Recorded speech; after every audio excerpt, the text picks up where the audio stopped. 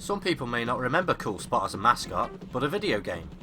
He was a dot between the number 7 and the word up. Here in the UK we had Fido Dido as the mascot, but that didn't stop the Spot from being the success over here.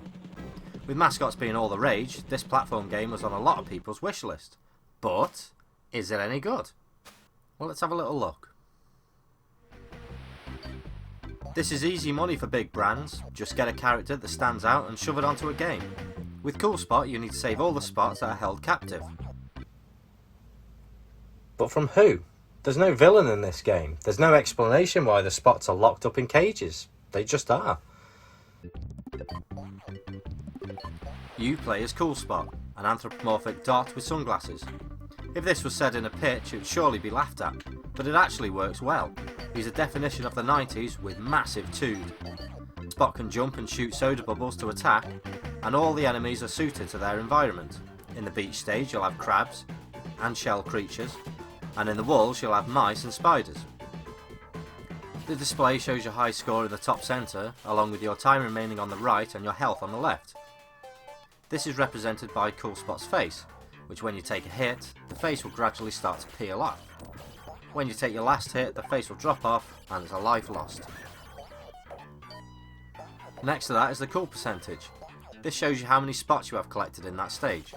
You'll need to get a certain percentage in order to unlock the cage at the end of the stage.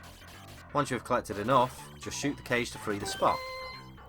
There's no bosses to deal with, which isn't a bad thing, but you might expect there to be one.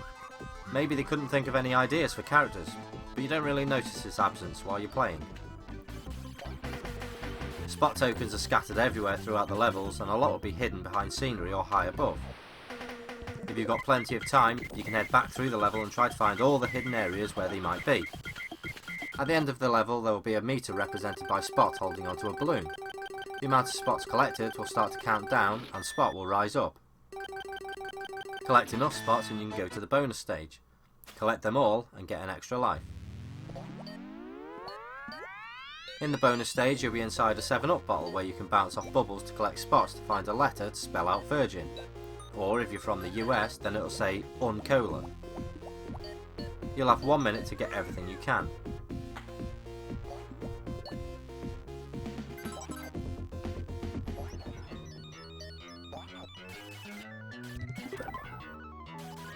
In each level you can find a flagpole which will save your position just in case you lose a life.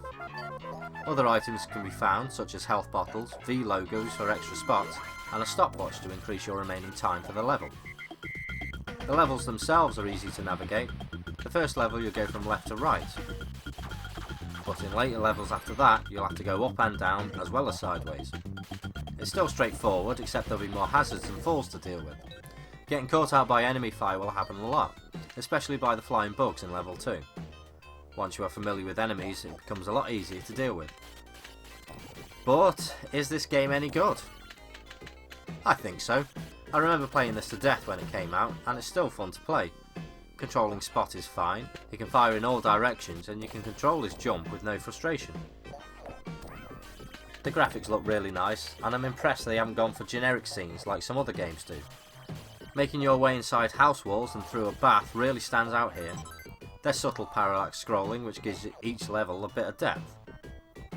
The music is good and so are the sound effects. Spot's animation looks great and adds character, like here when he's reading a map. With this game you can see the effort has been put into this, and I suppose being a mascot game it was going to be a gamble, especially when you have others like Chester Cheetah which looks fucking awful. One thing that pissed me off with this game is the way Spot turns. I found this in a few games that David Perry had produced, and that's when you turn from one direction to the other. The screen jerks hard. Very annoying and I'm sure it could have been altered. Depending on which region you're in will depend on what branding you'll see. Here in the UK, all traces of 7-Up have been removed and replaced with Virgin or the letter V. In other regions, 7-Up will be visible on the bonus stage bottle and collectibles. The bonus stage letters will spell Uncola and the UK version spells out Virgin. These differences are present because here we had Fido Dido as a mascot and never knew about Spot. Yet again, David Perry has made a really good platform game, and he was behind Earthworm Jim, The Terminator and Global Gladiators. It's one worth checking out, and it's still one of the cheaper games for the system.